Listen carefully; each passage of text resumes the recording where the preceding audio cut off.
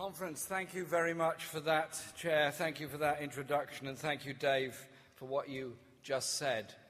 It's a year since I was last here during the general election campaign, and it seems an awful long time ago. An awful lot has changed since then, but in some ways the disaster of the general election has been a catalyst for a lot of change within the Labour Party and the Labour movement.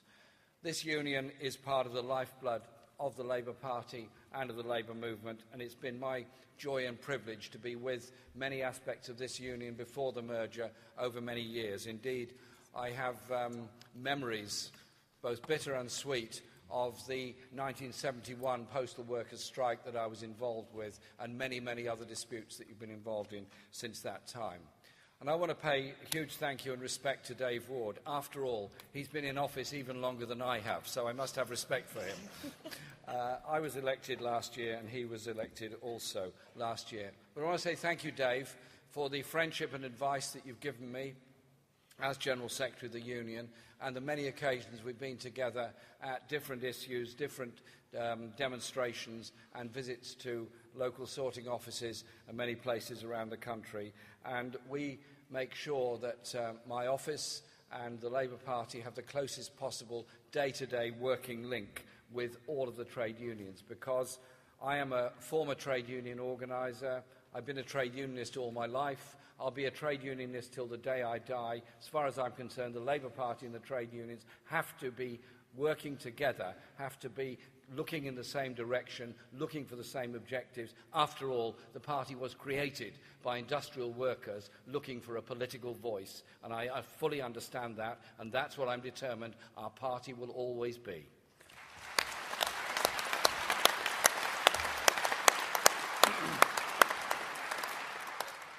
The CWU was founded by bringing together post workers and engineers, and it's been that understanding and embracing of technology that is so important to the existence and life of this union. Indeed, I was recording a message for your own TV channel this morning on that very point, that communication workers, in whatever aspect of communication, be it post, be it telecom, be it digital, whatever it is, have to be together and have to be recognised in a union. And I admire the way that you've embraced that high technology in communication with the members, and we in the Labour Party can learn a great deal from you on that. What I'm also impressed with is, when you go onto the CWU website, you immediately get taken to a link to Uni Global, the importance of trade unions and working class organisations working together across national frontiers has never been more important than it is today. The power of global corporations over national economies is massive. The power of global corporations to play ducks and drakes with working conditions in one national jurisdiction after another, and their ability to powerfully lobby for their interests, is something we have to contend with. We deal with that power by organising ourselves internationally and not be solely restricted to national frontiers in what we do. And I admire the way the union has done that. Together, we provide strength and security for each other, unions and the Labour Party, as a movement, by achieving power as a party, whether it's in a Labour council in your neighbourhood or a Labour government in 2020. So, our support for the unions is very important, and ever since I became the leader of the party, I've made it my business to attend every possible trade union conference I can, and also to have as many discussions as I can with workplace representatives, so that we have a good understanding of the issues facing people at the workplace. But above all, I want them all to feel welcome in the Labour Party, and their views and ideas on policy to be welcome in the party as well. Unions are in constant opposition of much of what this government is doing, but if we campaign strongly together we can achieve things. Take, for example, the trade union bill that's going through Parliament at the moment. I'm old enough to remember the campaigns on In Place of Strife in the 1960s, of the restrictive trade union legislation of the Heath government, later of the Thatcher government, and the fact that we did not do enough when we were in government to repeal the anti-trade union legislation put in place by successive Tory governments. We have the most restrictive anti-union laws in Europe, and the Tories are trying to make them even worse. It's actually a practical issue. You know, and I know, what happens in a workplace where you don't have strong unions. People are paid less, with worse terms and conditions, more exploitation, more discrimination, fewer means of redress, and actually, often, a much more inefficient workplace. A strong union, standing up for its members, actually makes the management more efficient because they have to be, because somebody is holding them to account on agreements that have been reached and what has to be carried out. You know that. I know that in your day-to-day operation in the workplace. And so I want to work with unions on this.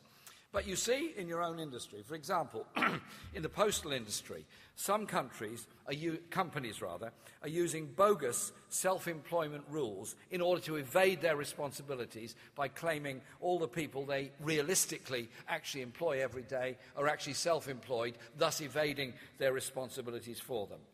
In the telecom industry, some companies are using a loophole in agency workers' regulations to do exactly the same thing. Andy has often raised these issues and raised them again this morning. Let's be very clear. We want to see a continuation, I'll come on to this in a moment, of the universal service obligation for the postal industry. We also want to see that same social obligation to be there on BT for a universal provision of a telephone service. Therefore, the breakup of BT is viewed with me with great scepticism and great trepidation, because I think it will be bad for people and consumers across this country.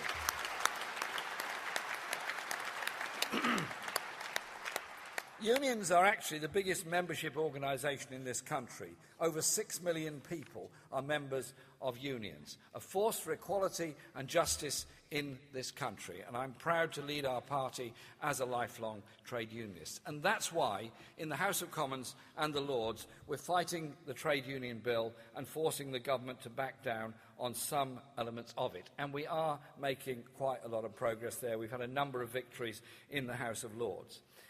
But we have to recognise that trade unions are a vital part of our society. That's why I want a Labour government in 2020, not just to bring in positive rights at the workplace, positive rights to become a member of a trade union, but also to repeal the very ill-named Trade Union Transparency and Lobbying Act that went through before the last general election, designed to silence the voices of trade unions on political issues, designed to silence the voice of charities on political issues, at the very time they should be heard in the run-up to a general election. It's okay for hedge funds to make a noise, it's okay for global corporations to make a noise, but apparently it's not okay for ordinary people to have their voices heard. We need to change the mood music on that, and we will.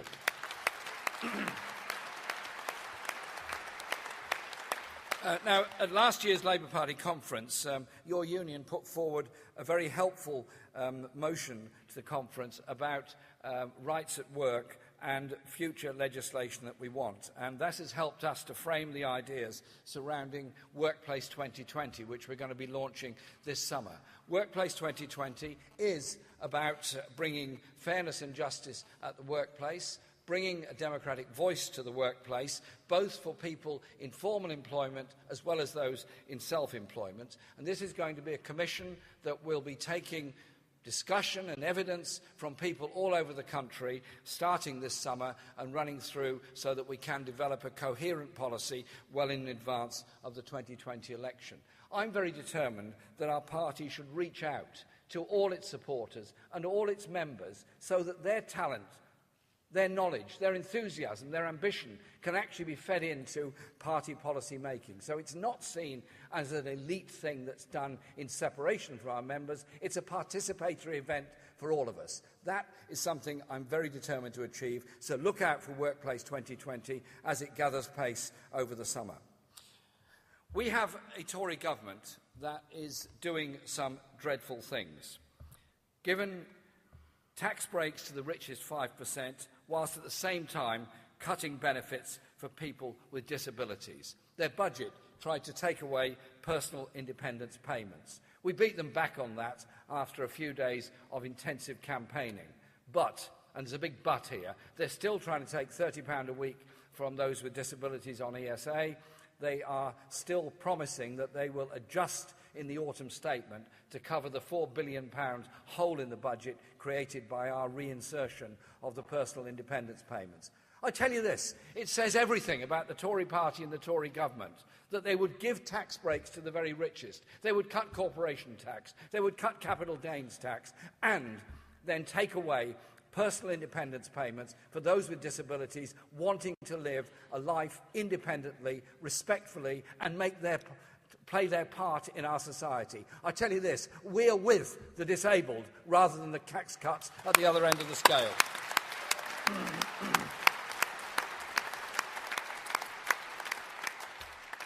The austerity they have chosen to follow, the austerity path they've followed since 2010, has been a wonder to watch. And I actually admire George Osborne on his adoption of the 5-year plan. I think it's quite impressive.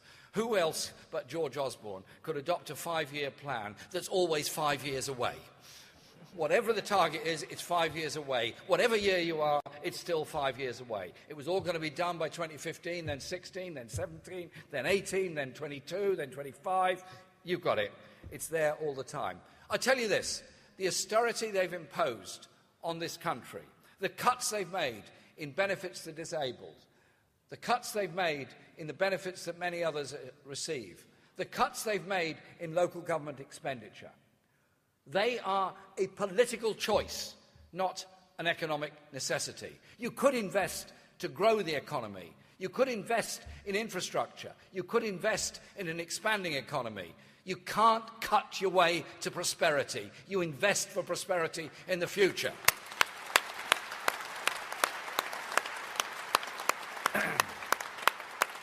So they're failing on their own targets, on growth, debt, deficit, living standards. And they will continue to fail because their economic strategy is wrong. I didn't realise it, but apparently Ian Duncan Smith has been secretly following John McDonnell all these years. I didn't realise it.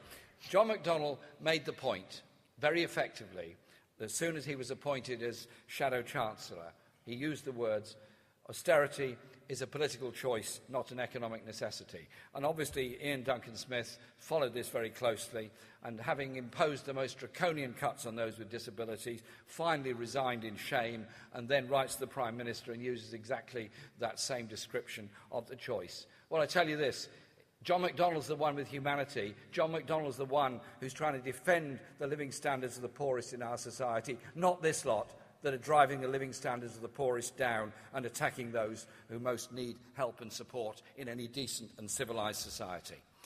We, as a country, are crying out for investment. Therefore, we're saying we need to invest in new rail links to be a motor for economic development, particularly in certain parts of the country, particularly in the southwest, particularly all across the north. We need to invest in housing to address the housing crisis.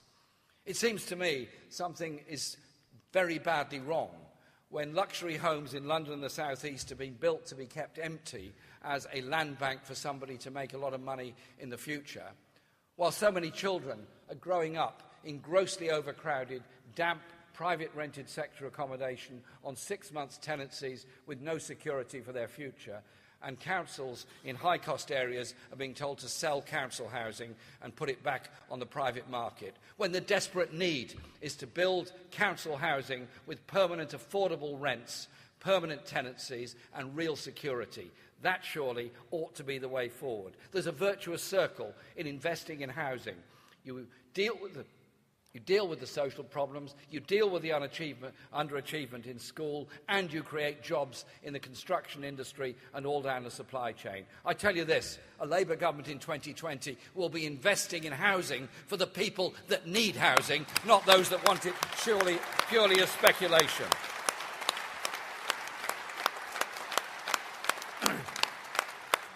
And an environmental strategy that brings us towards a carbon-free future.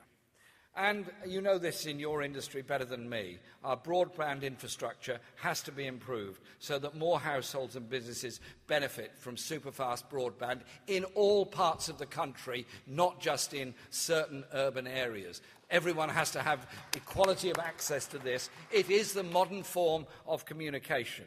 So investment is the key to infrastructure and vital to building a sustainable economy.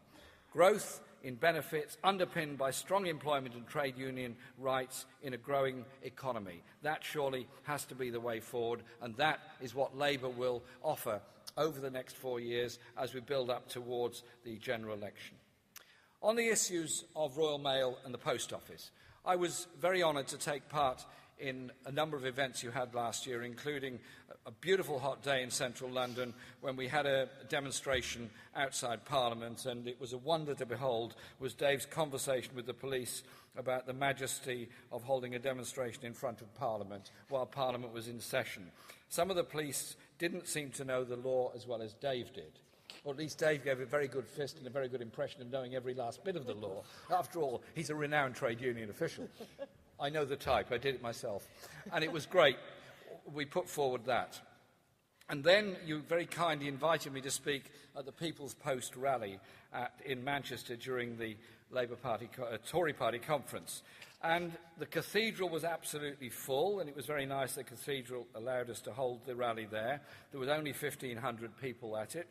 And so we had to have an overflow rally outside of thousands and thousands of people. As far as the eye could see, there were people from all over Manchester and the northwest saying there they didn't want to lose their postal service. They didn't want to see privatisation. They didn't want to see the loss of jobs and the loss of a crucial infrastructure and social service. There were more people at our rally in defence of the postal service than there was, including all the visitors, hangers-on and journalists and lobbyists, and a lot of lobbyists go to Tory party conference. We outnumbered them that day, and we'll outnumber them again.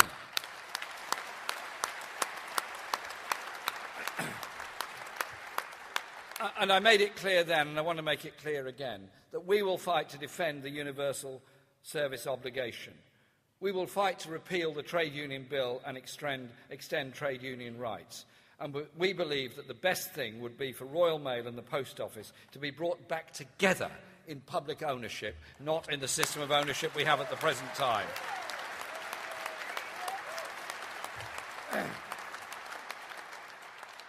The Post Office appears to be under increasing threat, and it puts at risk the sustainability of rural communities, access to service for older people, and the jobs and terms and conditions of many of your members. Postal delivery workers are actually the real lifeblood of our community. They notice things, they talk to people, they're seen as somebody that is a friend delivering post every day. Our children are brought up with the idea that the postal worker delivering the letters is somebody that's usually bringing you good news, particularly around Christmas time. For adults, it's usually disappointing because it's bills. But nevertheless, it is a service that is so important. If we lose it and we break it up, if we lose high street post offices and sell them all off, if we lose all of that, we've lost something that pioneers fought to get, a universal service across the whole country, and recognising and respecting the public service dedication of those that work within it. I want to say thank you to all those workers in Royal Mail and the delivery workers and the very highly skilled people that work behind the counters at post offices all over the country. They too are often the only people that many isolated elderly people ever get to talk to in their lives. You know this and I know this. Unfortunately, the bean counters in our government simply don't understand the importance of human interaction between isolated people and those that are working for the entire community. Thank you for all that you do.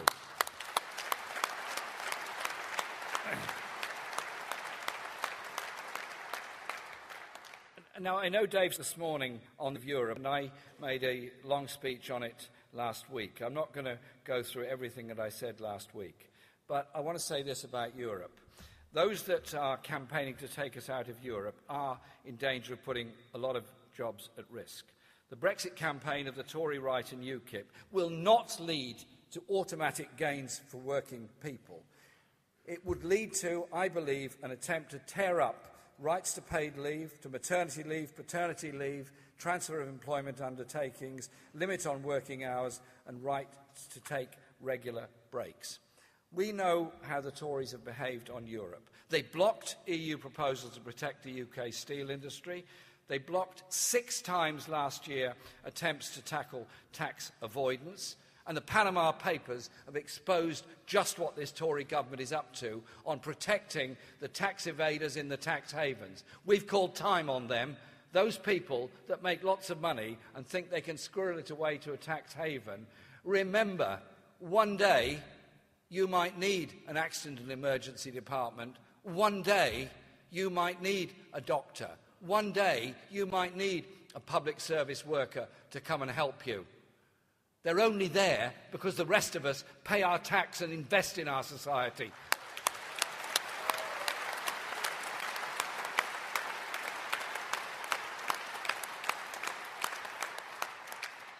But, and there is a big but here, there are issues that we want to change across Europe.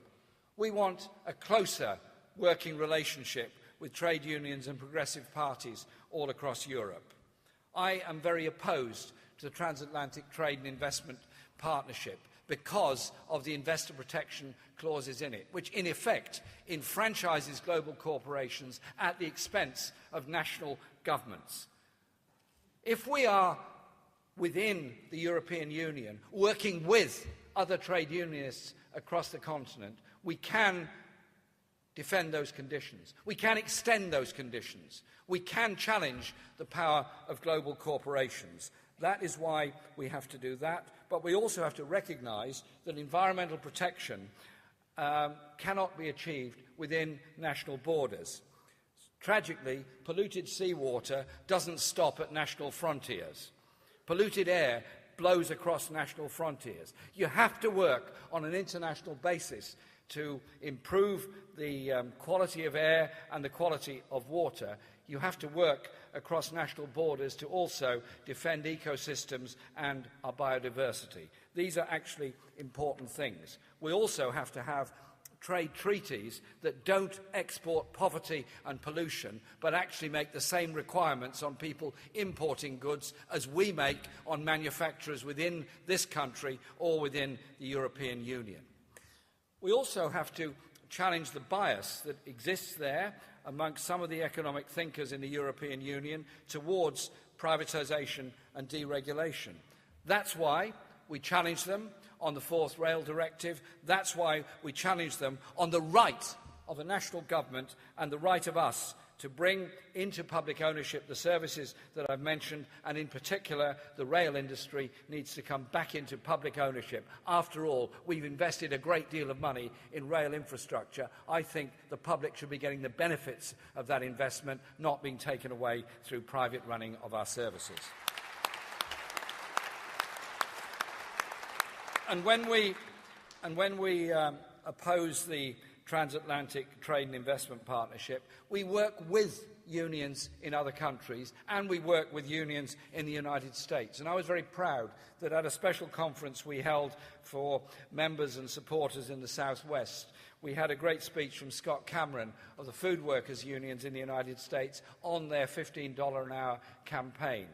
After all, it's the same global companies that are running high street coffee stalls, that are running fast food restaurants, that are exploiting people on both sides of the Atlantic. Trade unions have to work together across national boundaries in order to achieve justice. Next week, there are going to be elections across England, Scotland and Wales. There's a good opportunity there to send a message that we will not tolerate cuts of care for the elderly and disabled people, that we won't allow our local schools to be forced to become academies, thus tearing up the conditions of teachers, of those who support work within schools, but also tearing up the whole idea of a family of education in a locality organised through a local council. I believe in lifelong learning. I believe in access to education for all at any age. And last week I was at the graduation ceremony at Birkbeck College, a famous college supported by the unions that has given so much opportunity of people to return to education. And do you know the age of the oldest graduate at the ceremony? Pat Brown was 92 when she achieved her degree from Birkbeck College. Well done her, and well done Birkbeck College. Well done the principle of access to education. We value education as a right to learn, not a commodity to be bought and sold. That's why we're going to be opposing forced academisation, because of what it does to local democracy, because of what it does to creating a competition between schools rather than cooperation between schools, and because it will reduce the educational opportunities for those who most need it. It's a Labour movement thing that we want real access to all aspects of education for everybody, irrespective of their wealth. Let's make education a right, not a commodity. And in our votes next week, we'll be voting also to say we're not going to let them take away our tax credits, curtail our trade union rights, or continue to stand by as the housing crisis worsens. That's a message to get across. And the last thing I want to say is about our National Health Service. It was a Labour government after the Second World War that created the National Health Service. A very, very important step forward. Healthcare as a human right, not a privilege, a human right for every one of us. It's underfunded. Every hospital has debts. Those debts are being met by privatisation, by selling assets, and by cutting back on services. And I just sometimes wonder if there isn't a deeper agenda here to gradually reduce the efficiency and effectiveness of the National Health Service at the same time as promoting a private medical industry, so the NHS becomes the service of last resort rather than universal first port of call for all of us. We must stand up and absolutely defend the National Health Service and repeal the Health and Social Care Act, which requires 49% of all services to be put out to the private sector. And in this week, when the dispute is going on with the junior doctors, I simply say this. Jeremy Hunt and his government are trying to impose a contract on the junior doctors. The junior doctors are absolutely, passionately committed to healthcare. That is why they are doctors. They're committed to working within the National Health Service. That's why they're doctors within the National Health Service. So can we just simply say today to Jeremy Hunt, back off, we are supporting the junior doctors.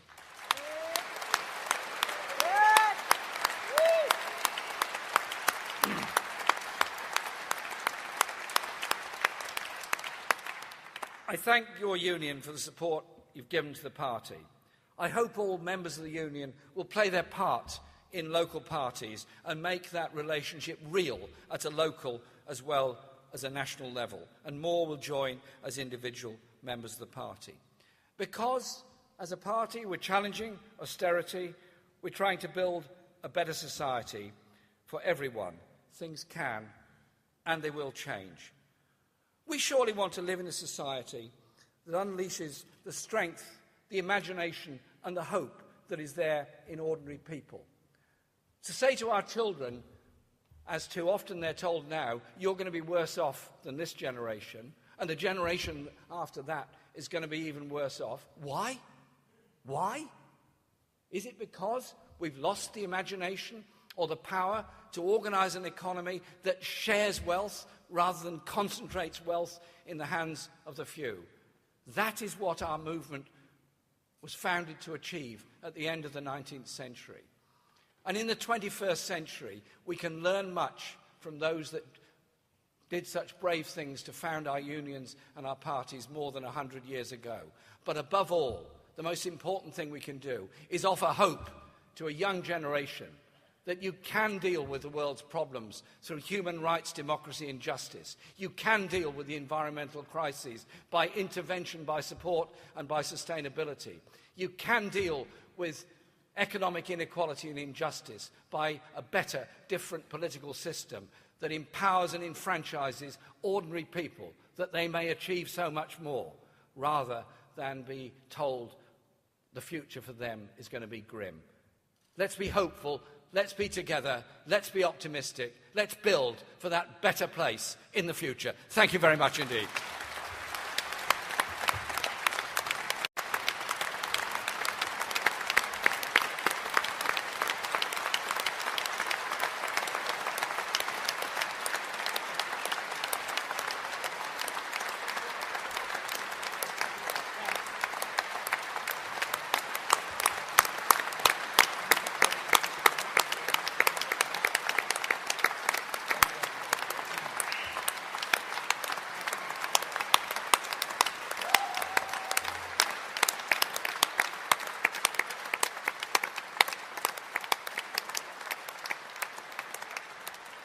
On behalf of the CWU, obviously big thanks to Jeremy Corbyn. There is change in the wind and we shall arise to the occasion and we will go onto the streets to defend our health service and the services that we fought for over many years. So big thanks to Jeremy Corbyn for today's speech. Conference is now adjourned till after lunch, and I'll see you later. But Jeremy Corbyn, New Labour Party.